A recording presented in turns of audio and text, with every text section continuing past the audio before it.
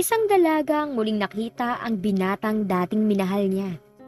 Sa muling pagbabalik, pagsisisi ang kanyang naramdaman. Dahil sa isang pagkakamali, mababawi pa kaya niya ang pusong naging pag-aari niya noon?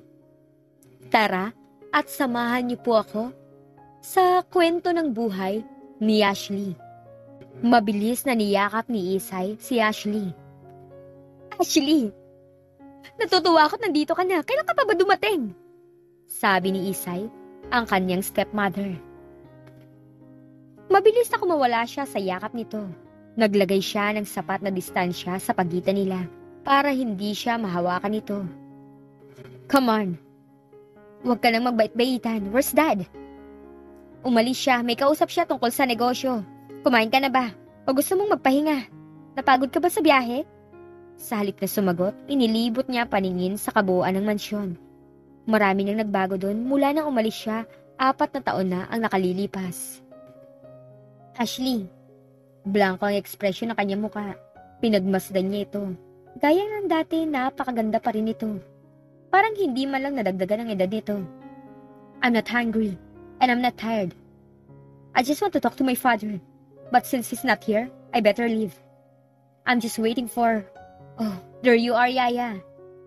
Tumayo siya at sinalubong si Yaya, ang dating yaya niya. Halos ito na ang tumayong mami niya nang maulila siya sa ina. Kasunod ni Yaya Nelia ang katulong na may dalang maletang naglalaman ng mga gamit niya. Please, bring that suitcase to my car. Thank you. What was that? Tanong ni Isay na nakatutok ang paningin sa maletang inilabas ng katulong. Some of my things I left behind when I went away.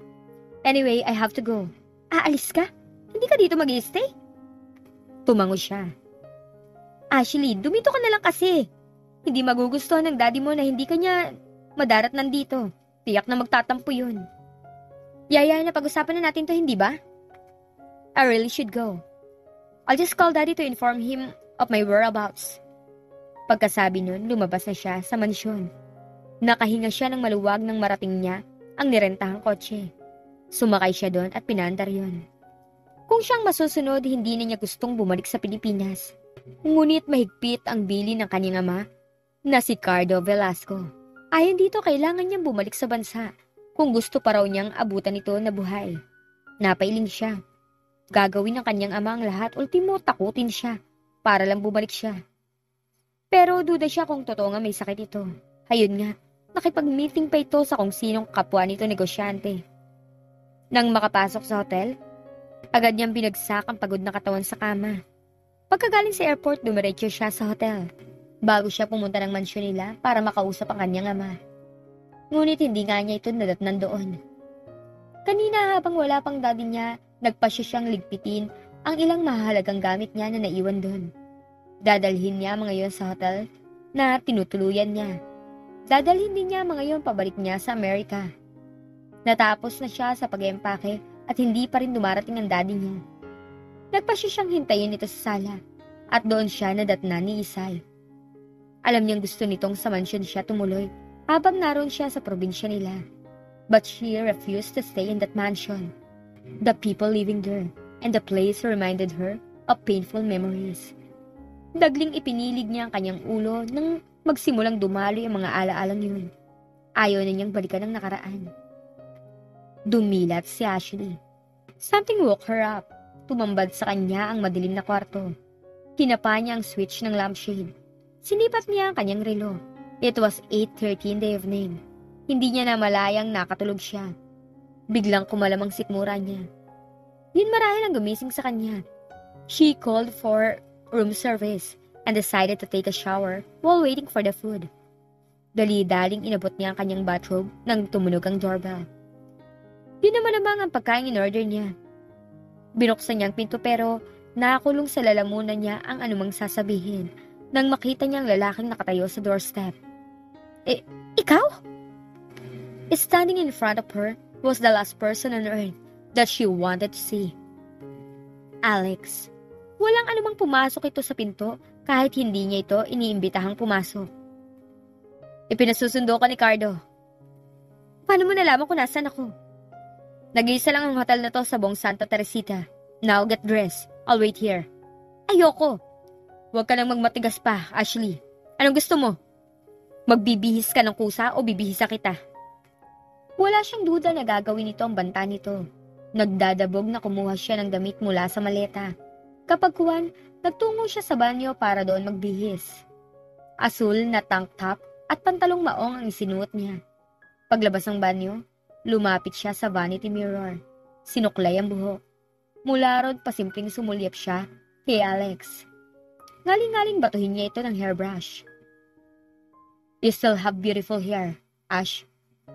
Napahinto siya sa pagsusuklay ng kanyang buhok. Bigla siyang inatake ng hiya. Naani mo siya, teenager na pinuri ng kanyang crush. Dagli rin niyang sinaway ang kanyang sarili. Huminga siya ng malalim para kalmahin ang sarili. Hindi siya dapat magpa-apekto rito. Kung ano man ang meron sila dati, dapat na yung manatili sa nakaraan. Magsalita ka naman, sige ka, baka mapanis sa laway mo. Hindi pa rin nagsalita si Ashley. Mas gusto pa niyang mapanisan ang laway kaysa kausapin ito. Hindi nagtagal nakita niyang arko papasok sa hasyenda ng kanyang pamilya. Ngali-ngaling ipahinto niya kay Alex ang sasakyan. Ayaw niya pumunta sa lugar na yun. Ayaw niya pumasok sa mansyon. Nagsisikip ang kanyang dibdib kapag iniisip niyang makikita at makakasama niya roon si Ella. Pero wala siyang magawa. May katigasan man ang ulo niya, ayaw niyang pasamay ng loob ng kanyang ama. Nakahanda siyang magtiis, alang-alang dito. Matagal-tagal na ring nakahinto ang sasakyan sa harap ng mansyon, ngunit hindi pa siya tumitinag. Ashley, bumuntong hininga siya. Isa sa mga katulong ang nagbukas ng pinto. Sa sala, nakita niya ang daddy niya at si Isay. Ashley, iha, sabi ng ama. Kitang-kita niya ang kasiyahang gumuhit sa mukha nito. Tumayo at mabilis siyang nilapitan. Niyakap siya nito ng mahigpit. Bakit ngayon ka lang? I miss you so much, baby.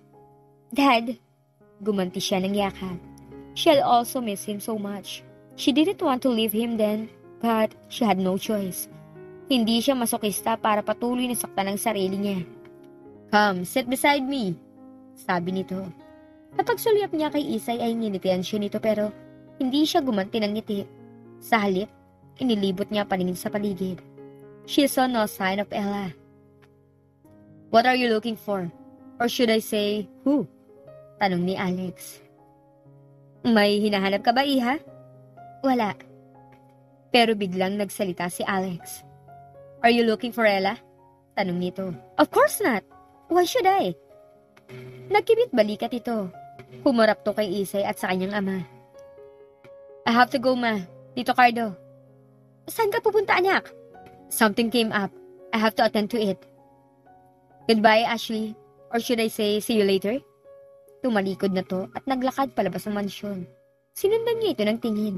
Sa kung anong dahilan, gusto niyang pigilan ito sa pag-alis. Maraming taon nang lumipas kaya hindi na siya dapat makaramdam ng ano paman dito. Bakit ayaw mong dito tumuloy? Ashley. Napatingin siya sa kanyang ama. Daddy, you look so lonely, anak. Daddy, how? Hinaplos nito ang kanyang pisngi. Your eyes are telling me. There's no need to make fuss with my emotion, Dad. You can't blame me, iha. You're my only child. Nasasaktan ako kapag nakikita kitang malungkot. Dad, please. Let her be, Cardo. Huwag mong pilitin ang bata. Okay, but why do you have to stay in a hotel? This house is big enough for all of us. Hindi siya sumagot. Inaalala mo ba si Alex, anak? Hindi. You can stay here. Alex doesn't live here. Yes, iha. May sariling bahay si Alex sa bayan. Kaya padalaw-dalaw lang siya rito. Why should I worry about Alex's presence? Well, stay here then. Nahimigan niya paghamon sa tinig nito. But, no buts, iha. Utusan tong driver ko na kunin ang mga gamit mo sa hotel. Nanahimik na siya. There was no use arguing with her father. Kung sa bagay, ano nga ba kinatatakot niya kay Alex? Hindi na niya mahal ito, kaya hindi na siya dapat maapektuhan dito. Isa pa, hindi siya nagkasala rito. Ito ang may kasalanan sa kanya. Okay, Dad, I'll stay here. That's good. Anyway, have you eaten? She shook her head. After the talk, she found herself really hungry now. Naaalala niyang hindi nga pala niya nakain ang pagkain ipinaroom service niya. Tumayo si Isay. I'll fix you something to eat. Tapos na kasi kaming kumain eh. Sabi nito. Sinundan niya ito ng tingin. Magkamukha talaga ito at si Alex. Napabuntong hininga siya. Hindi siya dapat magpa-apekto rito, kagaya ng hindi siya dapat magpa-apekto sa anak nito. Why? Napalingon siya sa kanyang ama dahil sa tanong nito. Ano pong why? Why are you staring at Isay? Tanong nito. Nagkibit balikat siya. There were things that were better left unsaid. Ano nga kaya ang naging kasalanan ni Alex sa kanya? At ganun na lang ang pagkaiwas niya dito. Napangiti si Ashley sa alarm clock na nakapatong sa bedside table. It was already 2 a.m. Alas 11 pa siya humiga pero hanggang sa mga sandaling yun ayaw pa rin siyang dalawin ng antok. Pagkakain ng hapunan, nagkwentuhan sila ng daddy niya. Marami silang napag-usapan dahil mahabang panahon din ng 4 na taong nagkalayo sila. Bagaman binibisita siya nito sa Amerika, hindi naman ito tumitigil ng matagal doon dahil kailangan nitong asikasuhin ang mga negosyo nila sa Pilipinas. Kaya masayang-masaya siya ngayon, nagkasama uli sila. Namiss niya ang mga panahong magkasama sila. Aminado siyang daddy's girl siya dahil bukod sa maaga siyang naulila sa ina, nag-iisang anak lang siya. Pagod siya sa biyahe kaya inakala niyang sa pag-akyat niya sa kanyang kwarto, sa hinaba-haba ng panahon, walang nagbago roon. Makakatulog agad siya. Nakakatulog naman siya pero mababaw lang, kaya mayat maya rin siyang nagigising. Pumikit siya ng mariin, pero dagli rin siyang dumilat nang rumihistro sa isip niya ang imahe ni Alex. He had changed. Pero naging tahimik ito. Hindi na niya makita rito ang dating makulit at masayahing lalaki. Nang una itong dalhin ni Isa sa hasyenda. Nangyari yung pagkatapos pakasalan ng daddy niya si Isay. She was only 17 then, when Alex was 24. Tinangka niyang pigilan ang mga alaala ngunit ayaw papigil ng mga yun. Tuloy-tuloy ang mga yun sa pagdaloy. Ashley! Nilingon niya ang tumatawag sa kanya. Nakita niya ang daddy niya na kumakaway sa kanya. Katabi nito si Isay at isang lalaki noon lamang niya nakita. Nagpaalam siya sa katiwala nila sa hasyenda. Nakatulong niya sa pagtatrain ng kabayong binili pa ng daddy niya sa ibang bansa upang maibigay ang hilig niya sa kabayo. She loved horseback riding. It was an expensive hobby, but then she was an only child. Habang naglalakad siya palapit sa mga ito, nag-angat na mukhang estranghero. Napahinto siya nang nintiyan siya nito. Hello there. Hi. Bahagya pang nabulol na tugon niya. She found herself staring at him. Why, the man was gorgeous. Maluluma rito ang favorite Hollywood actor niya, na si Leonardo DiCaprio. He had black hair cut short, a muscular body that looked so good, and beautiful gray eyes that seemed to see into her mind and read all her thoughts. I'm Alex, pakilala nito sa sarili. Tinanggap niya ang pakikipagkamay nito. Ashley, sabi niya. I might melt, you know. Nag-init ang mga pising niya sa sinabi nito. Binitiwan niya ang kamay at yumuko. Marami siyang naging crush sa school nila, pero hindi siya natutulala ng ganun. Sa katunayan, hindi niya maalala ang pangalan ng isa man sa mga yon ng mga sandaling yun. The man in front of her had obliterated all thoughts of other boys from her mind. Narinig niya itong tumawa, kaya nagangat siya ng tingin. Nagtama ang kanilang mga mata. Nginitian niya ito ng matipid para itago ang nadaramang hiya. Iha, Alex is a son, sabi ng daddy niya. His full name is Alexander Sanisa. He's 24 years old. Siya ang namamahala sa negosyong naiwan ng kanyang papa, sabi ni Melissa. Bakit hindi ko siya nakita sa kasal niyo ni Dad? Tanong niya. Biglaan kasi ang kasal namin ng daddy mo. Isa pa, nagkataong nagkaproblema sa kumpanya kaya hindi naka-attend si Alex. Well, as much as I wanted to attend my mother's wedding, I really couldn't come. That's why I'm here now. Bumabawi ako. Sagot ni Alex. Ipinilig niya kanyang ulo kaya nabalik ang diwa niya sa kasalukuyan. 4 years ago nang nakakaraan. Tanggap pa niya noon si Isay bilang pangalawang ina. Sa katunayan, Tita Isay ang tawag niya rito. She was 10 when her own mother died. Namatay ito dahil sa sakit sa puso. Mula nang mabalo ang kanyang ama, sa negosyo na ibinuhos ang atensyon nito. Nagbago lamang yun na makilala nito si Isay. Nagkakilala ang mga ito nang pumutok ang appendix niya. Si Isay ang doktor na nag-opera sa kanya. Sa pag-uusap nito at daddy niya, nalaman na 10 taon nang byuda si Isay at may anak itong lalaki. Mabilis na nakapagpalagay ang loob ang mga ito. Hindi nagtagal na uwi yun sa pagmamahalan. Paglipas ng 1 taon, nagpaalam sa kanyang daddy niya na pakakasalan si Isay. Noon lamang niya nakitaan uli ng kislap ang mga mata ng dad niya. Besides, Isay was a kind and loving lady. Madali nitong nakuha ang loob at tiwala niya. Hindi nga nagtagal ay naging pangalawang Mrs. Cardo Velasco ito. Sa hasyenda nila sa Santa Teresita, ipinasyang manirahan ng mga ito. Nagpatayo si Isay ng klinik sa bayan. She was a good wife to her father and a good mother to her. Napabuntong hininga uli siya. Why couldn't she make herself forget the past? Tinangka uli niyang matulog. Lumabas siya sa silid. Magtitimpla siya ng gatas. Baka sakaling kapag nakainom siya nun, makatulog na siya. Pagdating niya sa kusina ay agad siyang nagtimpla. Lumabas siya, bit-bit ang isang mug ng gatas. Sa kwarto na lang niya iinumin. Madaling araw na. Ba't gising ka pa? She froze when she heard a familiar voice. Ano ang ginagawa roon ni Alex? Baka naman, nakaringgan lang niya na si Alex na nagsalita. Ito kasi yung laman ng isip niya. Nilingon niya pinanggalingan ng tinig. May bahagyang liwanag na nagmumula sa sinag ng buwan na tumatagos sa loob ng bahay. Nakita niya ang malaking bulto ni Alex. Anong ginagawa mo rito?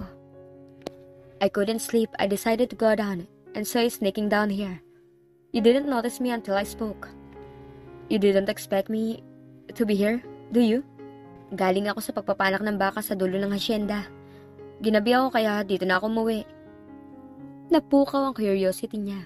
Kailan pa ito nagsimulang tumulong sa mga gawain sa hasyenda? Ibig bang sabihin nun, tinupad nito ang gusto niya noon na? Ipinilig niya ang kanyang ulo. Napabuntong hininga. Wala siyang kamalay-malay na ang tao palang laman ng isip niya, kasama niya sa isang bubong, at mukhang kanina pa siya pinagmamasdan. Sige. Pagpapaalam niya, nagsimula siyang maglakad patungo sa hagdan. Wait. Total, pareho naman tayong hindi makatulog. Bakit hindi mo ako samahan dito at magkwentuhan na lang tayo? I'm sorry, inaantok na ako. Ashley, wait. I really have to go to my room. Inaantok na talaga ako eh. Nagulat siya sa sumunod na ginawa nito. Ikinulong siya nito sa mga bisig. Nang magdaiti ang kanilang mga katawan, lalo niyang naalala ang nakaraan na gusto niyang kalimutan. Ngali-ngaling umiyak siya. Why did his touch still affect her so? Why are you avoiding me, Ashley? Tanong nito. Itinas nito ang kanyang mukha sa pamamagitan ng pagsapo sa kanyang baba. Matapang na sinalubong niyang titig nito. She was astonished to see longing and desire there. Ganon din bang makikita sa mga mata niya? Please, let go of me. I can't. I've been dreaming of touching you again for so long.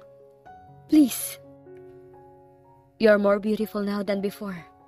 More alluring. He said between kisses. Pinaglandas nito ang mga kamay sa kurba ng kanyang balakang.